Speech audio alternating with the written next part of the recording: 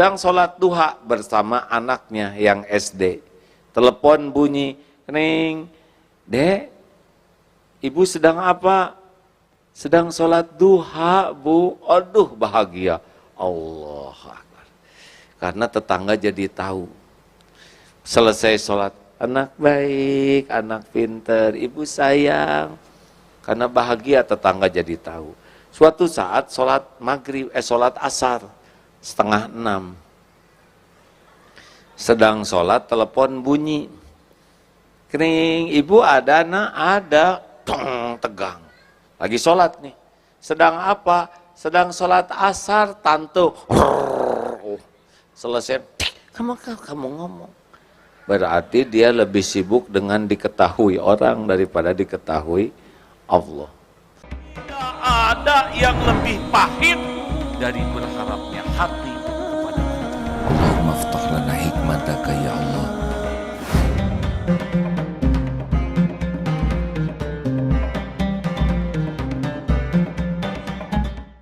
Mau yang mana nih yang kita bahas malam ini? Semuanya. Baiklah. Pantas saya dikasih makan dulu ya, supaya kuat ceramah nih. Ikhlas. Yang akan saya bawakan ini hadis riwayat Imam Muslim dan Imam Tirmizi. Ini hadis sahih, tidak diragukan. Yang pertama dihisab di akhirat, pertama kali nanti dibangkitkan. Dihisab itu adalah mujahid. Orang yang berjuang di jalan Allah sampai mati terbunuh. Ditampakkan nikmat oleh Allah dan ditanya, apa yang kau ditampakkan nikmat dan dia mengakuinya, apa yang kau lakukan? Ya Allah, saya sudah berjihad fisabilillah, berjuang sampai saya terbunuh di medan perang, dan saya lakukan ini lillahi ta'ala, karena engkau.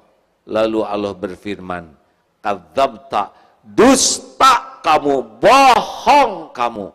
Kamu berjuang bukan karena Allah, tapi kamu berjuang karena ingin dianggap pemberani, dan sudah engkau dapatkan sebutan itu. Di akhirat ternyata diseret dalam keadaan tertelungkup menjadi ahli neraka. Dengar ini hadirin, tidak kurang perjuangannya untuk Islam, tidak kurang pengorbanannya, dia sampai mati di medan perang. Tidak kurang pengakuannya, dia ngomong tuh lillahi ta'ala. Tetapi Allah tidak bisa dibohongi. Wa huwa alimum bidatis sudur. Allah tahu isi hati. Ternyata Allah berfirman, engkau berjuang bukan karena Allah, tapi engkau berjuang ingin dianggap pemberani, dan sudah engkau dapatkan. Ternyata sehebat apapun berjuang, sehebat apapun berkorban, bahkan sampai mati walaupun mengakui, tapi hatinya sibuk mencari kedudukan di sisi makhluk, sirna amalnya. Jelas hadirin? Bukan kurang perjuangannya, bukan kurang pengorbanannya, bukan kurang pengakuannya, yang kurang cuma satu saja. Apanya?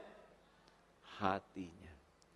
Lebih senang dengan pujian manusia daripada ingin diterima amalnya oleh Allah. Pegang ini hadirin, ini mutlak. Kalau saya baca hadis ini serius sekali. Mengapa?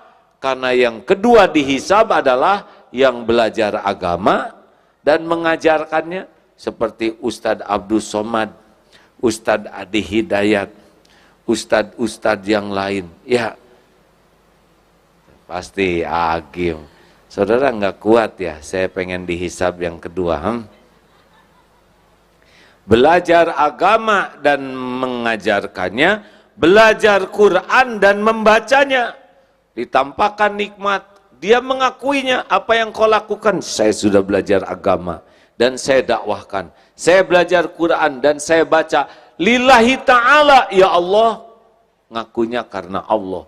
Tapi Allah yang maha tahu isi hati yang tidak pernah bisa dibohongi siapapun berfirman, kadzabta, dusta kamu.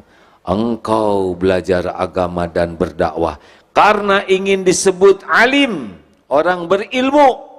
Engkau baca Quran karena ingin disebut qari'ah, dan sudah engkau dapatkan itu di dunia.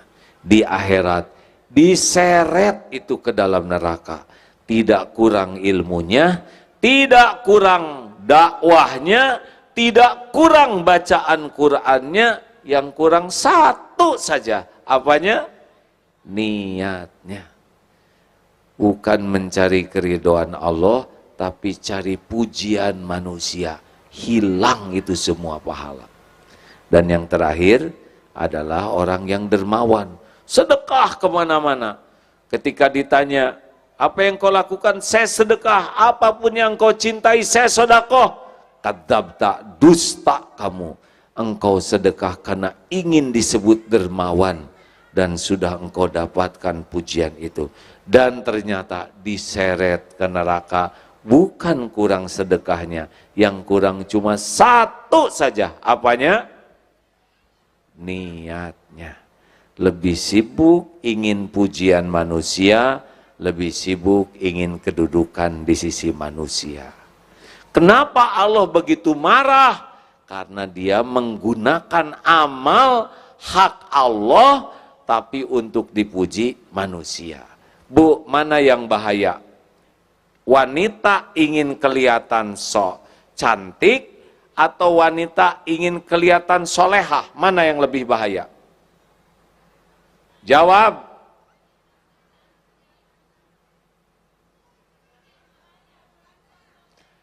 Wanita ingin kelihatan cantik ya normal. Kalau lelaki ingin kelihatan cantik tidak normal. Bolehkah wanita ingin kelihatan cantik? Boleh? Untuk siapa? Jawab. Suami siapa?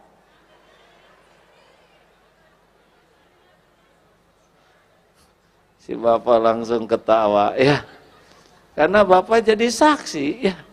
Istri mau ke undangan stakar kebek dandan, pulang dari undangan, giliran ketemu khusus bersama suami, dibuka kerudung, rambut rewing, pensil alis di sini, bulu mata jadi bulu hidung palsu.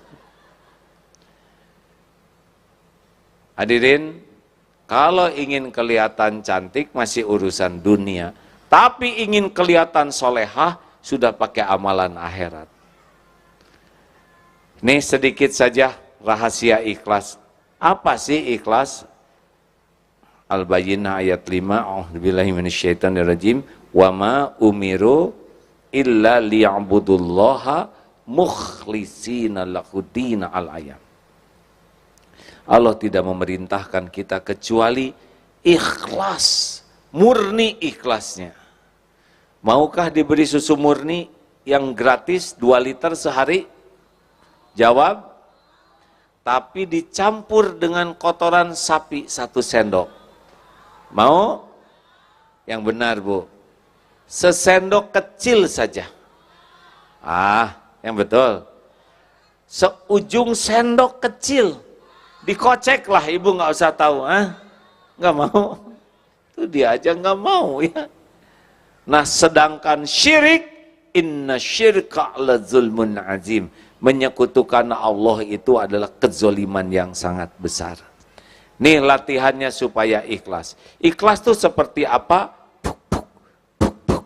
Seperti jantung berdetak tiap saat, berdegup tiap waktu, tidak pernah menonjolkan diri. Yang sibuk menonjolkan diri adalah ambeien, jerawat, bisul, tumor, tidak ada yang enak. Makanya orang-orang yang overacting, sibuk ingin menonjolkan diri, pasti tidak enak hidupnya.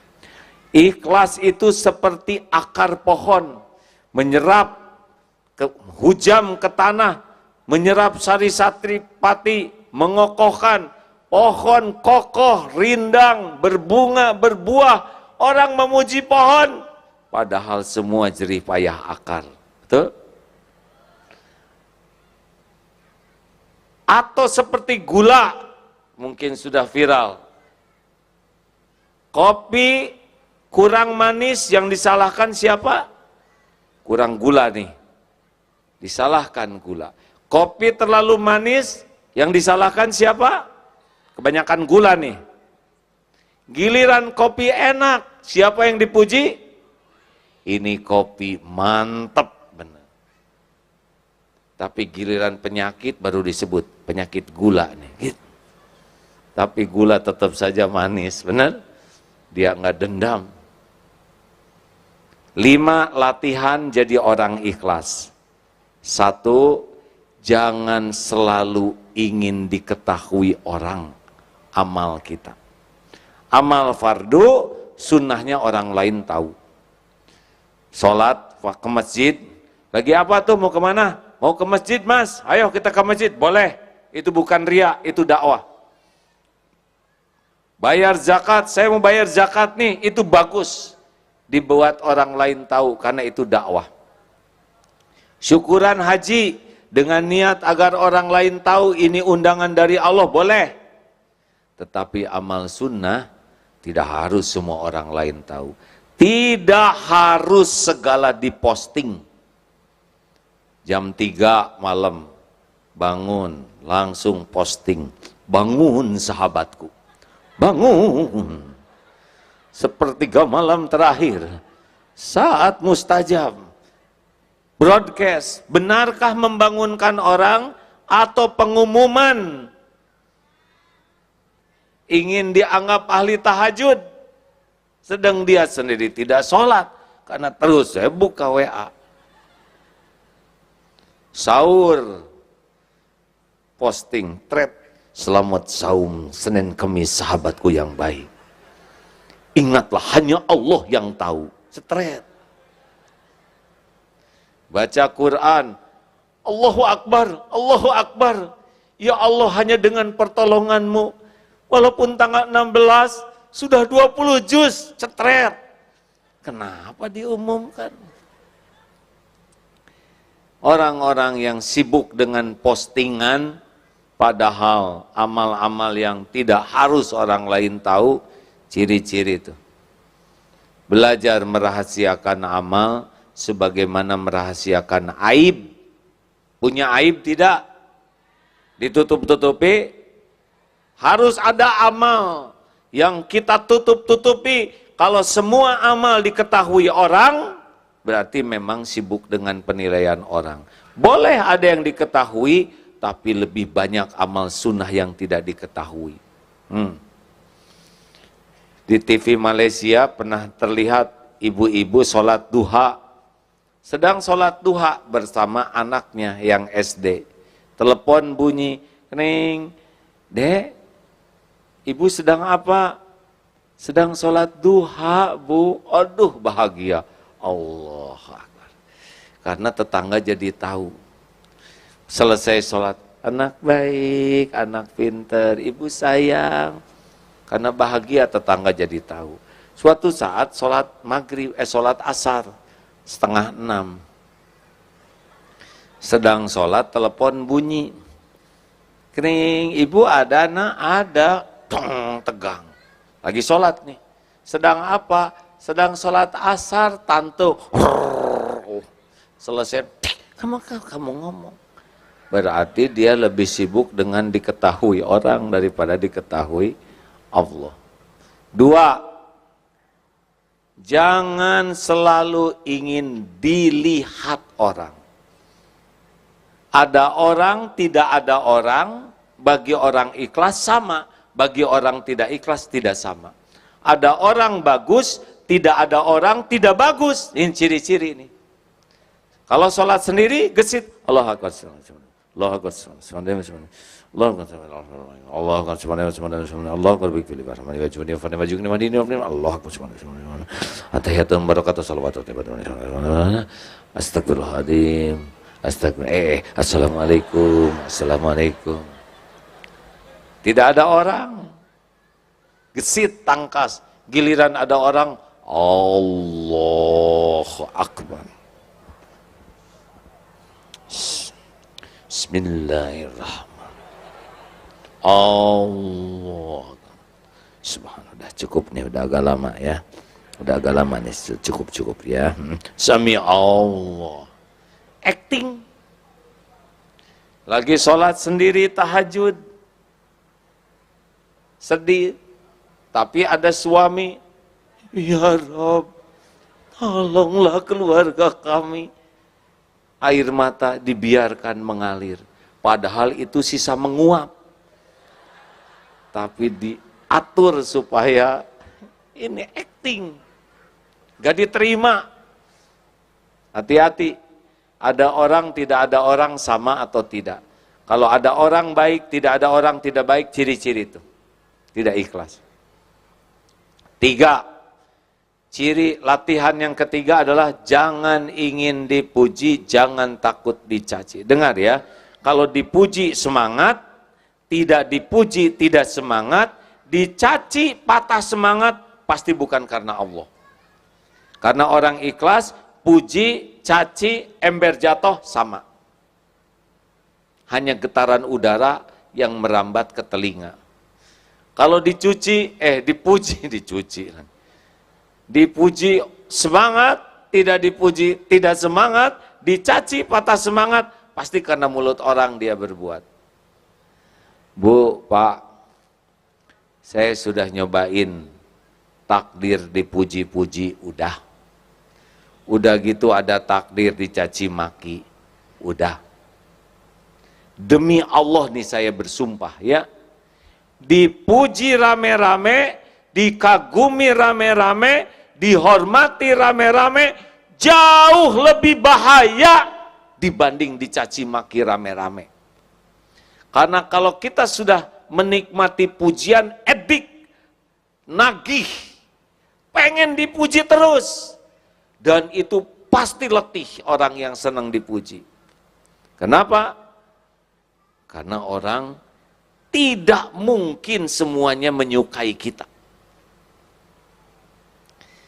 Luqman Hakim membawa anaknya, nak ke pasar, siap beh, bah, ayo kamu naik. Anak naik, bapak nuntun. Sampai ke sebuah bukit, orang lihat, ini anak kurang ajar nih, ha? Masa dia naik, bapaknya nuntun, gak tahu sopan santun nih anak. Salah. Anak turun, bapak naik. Sampai bukit kedua, ketemu lagi sekelompok orang, ini si bapak tega. Masa dia naik, anak nuntun, gak punya perasaan. Salah. Bapak naik salah, anak naik salah. Kalau gitu berdua. Naik berdua. Sampai bukit ketiga, ketemu dengan sekelompok orang. Ini manusia tidak berperi kekeledaian. Keledai satu dinaikin duaan, zolim. Salah lagi. Akhirnya turun dua-duanya, dituntun sampai pasar. Kata orang pasar, ini orang blow on, punya keledai nggak dinaikin. Begitulah. Kata bapaknya, nak sini, itulah manusia. Kalau hidupmu hanya ingin dinilai dan dipuji manusia, persiapkan dirimu letih sepanjang waktu, sengsara sepanjang hayat. Karena manusia pasti beda-beda. Selamat menderita bagi siapapun yang sibuk pengen dipuji oleh manusia. Ali bin Abi Thalib mengatakan, semua kepahitan sudah kurasakan. Dzuktur mararati kullaha falam ajid amarra minal hajati ilan nas. Kepahitan seluruhnya sudah kurasakan dan tidak ada yang lebih pahit dalam hidup ini selain berharapnya hati kepada manusia. Makanya hati-hati, makin ingin dipuji, dihargai, dikagumi, makin sering sakit hati. Jelas? Bu, jelas? Kalau mau dandan di rumah, dandan saja. Tidak harus selalu nanya, Mas, gimana penampilan saya? Suami kan bingung, mau ngomong apa? Ngomong cakep, enggak begitu. ngomong jelek nggak tega. Ya wes bu, kamu ini kayak kesemek, begitulah. Itu solusinya. Perlukah kita ingin kelihatan rapi? Boleh. Kita rapi untuk menghormati, bukan untuk dipuji. Makin ingin dipuji, makin sengsara. Ingin kelihatan langsing, tahan napas. Jadi kekurangan oksigen. Bu, jangan takut jadi tua. Ya bu, kenapa? Karena sudah jadi. Ibu tidak bisa remaja terus. Mustahil. Walaupun ibu pakai pakaian SMA, kalau dulu lucu, kalau sekarang lebih lucu. Jangan memaksakan diri, akan ada batasan, nggak bisa direkayasa lagi. Mungkin waktu muda rada centil, ya. Ada yang suka pakai bulu mata palsu, ini saya tidak mau ikut campur ya. Tapi saya suka membayangkan bulu mata palsu itu kan beban bagi mata, betul? Ya kan? Standarnya bulu yang ini dikasih beban bulu mata palsu. Kalau di dunia lelaki itu seperti pakai barbel, Bu. Tiap kedip begini, siap-siaplah, satu ini berotot. Atau kalau sudah tua, kelelahan otot.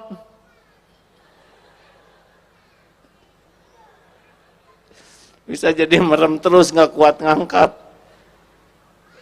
Kenapa sih harus pakai bulu mata palsu, bulu hidung palsu? Hidup penuh kepalsuan begitu. Untuk dipuji siapa? Mau dipuji Allah, gak mungkin pakai kepalsuan. Ya, just the way you are. Apa artinya? Dilarang merokok. 4. Jangan ingin dihargai. Makin ingin dihargai, makin sakit hati. Jangan merasa spesial. Saya ini orang penting. Saya ini orang berjasa. Saya ini orang, makin ingin dihargai, makin sering sakit hati. Orang yang menuntut dihargai, biasanya yang tidak punya harga. Iya kan? Yang tidak ada harganya ingin dihargai. Yang punya harga bisa menghargai. Hadirin sekalian, mengapa kita dihargai orang lain saat ini? Penyebabnya cuma satu, karena Allah masih menutupi aib, dosa, kejelekan, dan kekurangan kita. Benar? Benar? Kenapa A'agim Abdullah Gimnastiar diundang ke sini dan didengar oleh saudara-saudara? Tahu sebabnya? Sebab Allah Subhanahu wa Ta'ala yang Maha tahu siapa orang ini yang sebenarnya, masih menutupi aibnya, dosanya, kekurangannya, kejelekannya, sehingga saudara mau dengar. Daripada kita sibuk menikmati pujian, lebih baik kita sibuk dengan apa yang Allah tahu tentang kita. Itulah tekniknya, supaya kita tidak tamak terhadap penghargaan orang. Hati-hati hadirin. Saya cerita sedikit ya. Saya ini takdirnya anak prajurit. Ayah saya seorang tentara, perwira tentara TNI. Bisa membayangkan betapa beratnya jadi seorang komandan. Karena komandan di tentara ataupun di polisi pasti dihormat, sebab bawahannya dilatih dan digaji untuk menghormat. Mau enek mau sebel juga, begini. Apalagi sedang upacara hormat, apalagi defile hormat, senjata, waduh, sini, sini, sini, Sini, sini. Kalau tidak hati-hati, penghormatan itu makan. Seakan-akan dirinya terhormat. Padahal sholat belang betong. Ngaji tidak bisa. Zakat tidak bayar. Sudah mampu, belum haji. Tapi merasa terhormat akibat topeng yang dipakai. Ini bahaya. Pensiun masih tetap, saya ini mantan komandan. Udah atuh komandan, udah pensiun, gak usah diomongin. Dia itu dulu anak buah saya. Iya, udah waktunya habis ya, sabar. Karena post power syndrome, merasa terhormat dengan topeng. Ada lagi yang lebih ngaco. Tidak semua komandan begitu, itu hanya komandan error saja yang ketipu topeng. Ada juga yang lebih ngaco, adalah istri komandan. Suaminya kolonel, istrinya ngadak-ngadak jadi jenderal. Padahal daftar enggak, seleksi enggak, latihan enggak, di kantor juga enggak jelas kerjanya, tapi galaknya lebih daripada suaminya. Ini tertipu oleh casing suami. Kamu mengganggu rumah tangga saya, hah? Ini suami saya, waduh galak. Pernah lihat yang di airport, kemudian seorang istri pensiunan jenderal yang marah-marah nggak mau diperiksa, apa salahnya diperiksa, ya kan? Oh, ini adalah ciri-ciri orang yang tamak terhadap penghargaan. Udah mah bukan dirinya yang jenderal, suaminya juga pensiun. Kenapa istri lebih galak? Tertipu oleh ingin dihargai. Ada yang lebih ngaco lagi, anak komandan. Di sekolah nilainya butut, kelakuan jelek, tapi galaknya lebih dari ayahnya. Nah, inilah ilustrasi seseorang yang tertipu oleh ingin dihargai.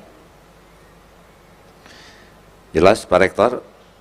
Berat ini, Pak Profesor, waduh berat. Pak Rektor, sama Kiai. Padahal di sisi Allah belum tentu seperti apa yang diketahui orang lain. 5, jangan ingin dibalas budi. Ulangi. Jawab atuh hadirin. Jangan ingin dibalas budi.